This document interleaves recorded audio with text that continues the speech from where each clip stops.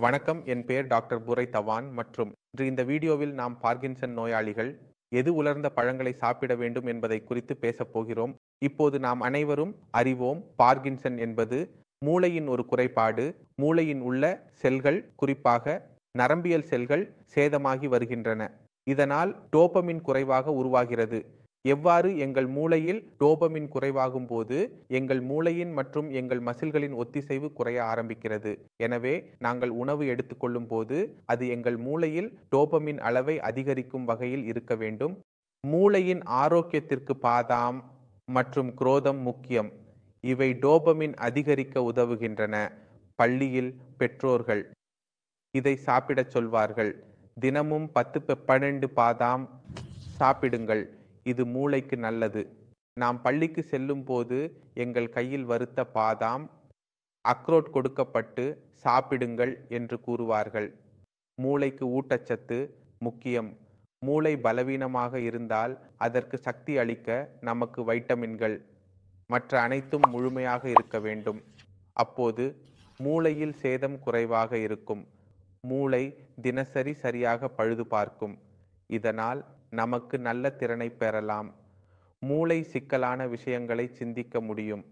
பாதாம் இந்த முறையில் உணவில் பாதாம் மற்றும் குரோதம் போன்ற உலர்ந்த பழங்களை சேர்க்க பார்கின்சன் நோயின் பாதிப்பு குறையும். இதனால் மூளையின் சேதம் மெதுவாக குறையும். காலை எழுந்தவுடன் பாதாம் எடுக்கவும். அது வறண்டதாக இருக்கலாம் அல்லது வறண்டதாக இருக்கலாம். வெப்பமான காலத்தில் வறண்டதாக வேண்டும். குளிர்காலத்தில் அதை இப்படியே சாப்பிடலாம். 10-12 பாதாம் உங்கள் உணவில் சேர்க்க, உங்கள் உடலில் சேர்க்க. ஏனெனில் அது உங்கள் உடலுக்கு அல்ல, அது உங்கள் மூளைக்கு செல்லும். நல்லது மூளையில் இருக்கும். மூளையின் செயல்திறன் மேம்படும். உங்கள் பதிலளிப்பு நல்லதாக இருக்கும். எனவே பார்கின்சன் நோயாளிகள் நான் சிண்டோபால் மற்றும் லீவோடோபா எடுத்தால் போதும் என்று நினைப்பது அது தற்காலிகம். மெதுவாக உங்கள் சிண்டோபாலின் மற்றும் லீவோடோபாவின் டோசுகள் அதிகரிக்க ஆரம்பிக்கும். ஏனெனில் மூளையின் சேதம் தொடர்ந்து இருக்கும். மூளையில் எவ்வளவு நல்லது இருக்கும், மூளையின் செயல்திறனும் அவ்வளவு நல்லதாக இருக்கும். உங்கள் பதிலளிப்பு அவ்வளவு நல்லதாக இருக்கும்.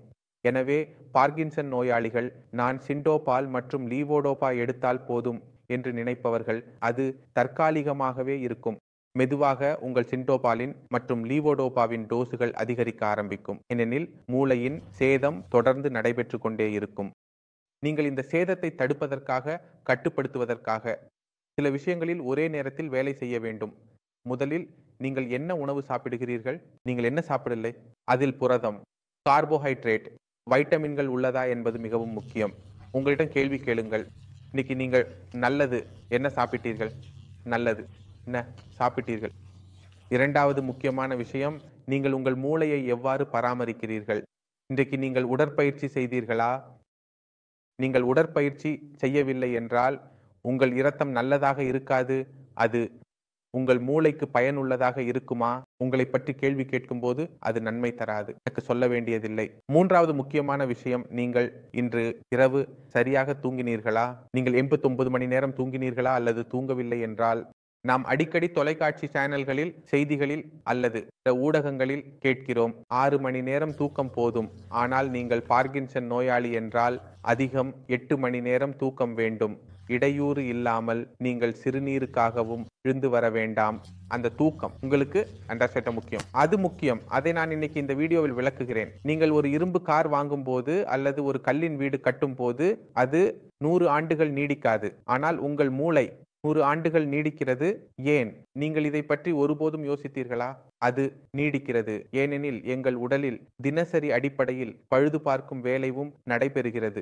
நாம் நாளில் விழித்திருக்கும் போது இந்த வீடியோவை பார்க்கிறோம், இந்த வீடியோவை கேட்கிறோம். எனவே இந்த வீடியோவை பார்க்க, கேட்க எங்கள் மூளை செயலாக்கம் செய்கிறது. இது எப்போது பழுது பார்க்கிறது? இது இரவில் பழுது பார்க்கிறது. அதனால் டெல்லியில் மெட்ரோ நகரங்களில், ஜெய்ப்பூரில் அல்லது மும்பையில் வாழும் மக்கள் அவர்கள் தங்கள் நகரங்களில் ஒரு விஷயத்தை கண்டிருக்கிறார்கள். அது மெட்ரோ ரயில். நாளில் மெட்ரோ ரயில் இயக்கப்படுகிறது. இரவில் அதன் பராமரிப்பு தொடங்குகிறது. முழு இரவு பராமரிப்பு நடைபெறுகிறது. அடுத்த நாளில் அது மீண்டும் வந்துவிடுகிறது. எங்கள் உடல் நல்ல செயல்பாட்டை எப்போது பெறுகிறது என்றால் அது தினசரி அடிப்படையில் பராமரிப்பு செய்யப்படும் போதுதான். எப்போது எங்கள் பராமரிப்பு முறை செயல்படுகிறது? அது நாம் தூங்கும் போது எங்கள் மூச்சுகள் மெதுவாக ஆகின்றன. எங்கள் இதயத்தின் அடித்தளமும் மெதுவாக ஆகின்றது. எங்கள் மூளையின் செயல்பாடும் குறைகிறது. இந்த நேரத்தில் எங்கள் உடலில் உள்ள அனைத்து ஆற்றலும் ஒரு வேலை செய்கிறது. அது பழுது பார்க்கும் பராமரிப்பு வேலை. எனவே உங்கள் தூக்கம் குறைவாக இருந்தால், நீங்கள் 4 மணி நேரம் தூங்கினால் அல்லது 22 மணி நேரத்திற்கு பிறகு எழுந்தால் உங்கள் செயல்பாடு சரியாக வராது, பராமரிப்பு முறையாக நடைபெறாது. இதற்காகவே அதிகமான சந்தர்ப்பங்களில் நமக்கு பார்கின்சன் நோயை காணலாம். பார்கின்சனின் பின்னால் உள்ள மற்றொரு முக்கிய காரணம் அது மன அழுத்தத்தின் அளவாகும். அது மிகவும் அதிகமாக இருக்கிறது. உங்கள் உடலில் மன அழுத்தம் இருந்தால் உங்கள் மூளையில் மன அழுத்தம் இருக்கிறது. நீங்கள் சில விஷயங்களை தொடர்ந்து யோசித்து வருகிறீர்கள். வாழ்க்கையில் ஏதாவது தவறாக நடந்து விட்டதா, அல்லது வேலைக்கு ஏதாவது சிரமம் வந்ததா, அல்லது வணிகத்தில் ஏதாவது சிரமம் வந்ததா? உங்கள் மூளை அதை கையாள முடியாவிட்டால், உங்கள் மன அழுத்த மேலாண்மை சரியாக இல்லாவிட்டால் பார்கின்சன் அதிகமாக காணப்படுகிறது. ரொம்ப அன்றாடமாக அரசு ஊழியர்கள் தங்கள் வேலைக்கு மிகவும் காதலிக்கிறார்கள். குழந்தையாக இருந்த பிறகு அவர்களின் ஓய்வு எப்போது வருகிறது? அவர்கள் ஓய்வு பெறும்போது அவர்களின் சிரமங்கள் தொடங்குகிறது. அதனால் நீங்கள் உங்கள் மூளையை ஏதாவது நல்ல பொழுதுபோக்கில் ஈடுபடுத்த வேண்டும். நீங்கள் இசையை விரும்பினால் முழு வாழ்க்கையிலும் இசை செய்ய முடியவில்லை. இசை கற்றுக்கொள். கிராமத்தை காப்பாற்று.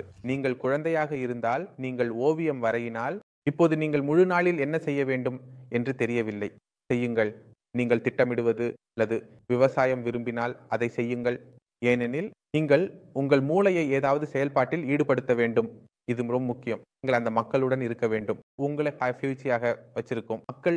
நாம் அடிக்கடி என்ன பார்க்கிறோம் என்றால், கிராமங்களில் வாழும் மக்கள் அவர்களின் குழந்தைகள் நகரங்களுக்கு சென்று விடுகிறார்கள். பெற்றோர்கள் கிராமங்களில் மட்டும் இருக்கிறார்கள். இது நகரங்களில் கூட நாம் காண்கிறோம். பெற்றோர்கள் இந்தியாவில் வாழ்கிறார்கள், ஆனால் குழந்தைகள் வெளியே சென்று செட்டில் ஆகிவிட்டார்கள். பெற்றோர்கள் எங்கு வாழ்ந்தாலும், தனியாக வாழ்ந்தாலும் அவர்களில் பார்கின்சன் அதிகமாக காணப்படுகிறது. காரணம் என்னவென்றால், தொடர்ந்து பெற்றோர்கள் அவர்கள் குழந்தைகள் என்ன சிரமம் அடைகிறார்கள் என்று யோசிக்கிறார்கள். குழந்தைகளுடன் சந்திக்க முடியவில்லை. அங்கு அவர்களின் பெரியவர்கள் இருக்கிறார்கள். அவர்களுடன் பேச முடியவில்லை. அவர்கள் உங்களை மகிழ்ச்சியாக வைத்திருக்கும் மக்களுடன் இருக்குவது மிகவும் முக்கியம். நீங்கள் எப்போதும் எதிர்மறை விஷயங்களை பேசும், உங்களை சிரிக்க வைக்கும் அல்லது அரசியல் பற்றி பேசும் மக்களிடமிருந்து தூரமாக இருக்க வேண்டும். இது மிகவும் முக்கியம். அதனால நாம் இந்த வீடியோவின் ஆரம்பத்தில் எந்த வகை இயக்கம், பழங்கள் என்று கூறினோம். நான் உங்களுக்கு பார்கின்சன் ஏற்படுவதற்கான அனைத்து காரணங்களையும் முழுமையாக தருகிறேன். நீங்கள் இந்த கார்டுகளை உங்கள் வாழ்க்கையிலிருந்து அகற்ற முடியும் என்று நான் நம்புகிறேன். இதனால் நீங்கள் உங்கள் பார்கின்சனை முன்னேறுவதிலிருந்து தடுக்கும். பார்கின்சன் தற்போது ஏற்பட்டுள்ள நோயாளிகளை சரி செய்வது ரொம்ப முக்கியம். மற்றொரு வழி பராமரிப்பு பயன்முறையை நீண்ட நேரம் வைத்திருப்பது. அது வடிகால் பிரச்சனை, யூரிங் சிரமத்தை தீர்க்குங்கள். நீங்க புரியலன்னா என்கிட்ட வரவும் அல்லது என் குழுவிடம் வரவும். ஏனெனில் உங்கள் தூக்கம் சரியாக இருந்தால் உங்கள் 50% சிகிச்சை அங்கேயே முடிவடைகிறது. இந்த வீடியோவில் நீங்கள் புரிந்திருப்பீர்கள். இருந்தாலும் உங்கள் மனதில் சந்தேகம் இருந்தால், கேட்க விரும்பினால் நான் கிடைக்கிறேன். முழு குழு கிடைக்கிறது. இதோ உங்களுடன் நடக்க அனுமதி கேட்கிறேன். சந்திப்போம் அடுத்த வீடியோவில். அப்போது வரை வணக்கம்.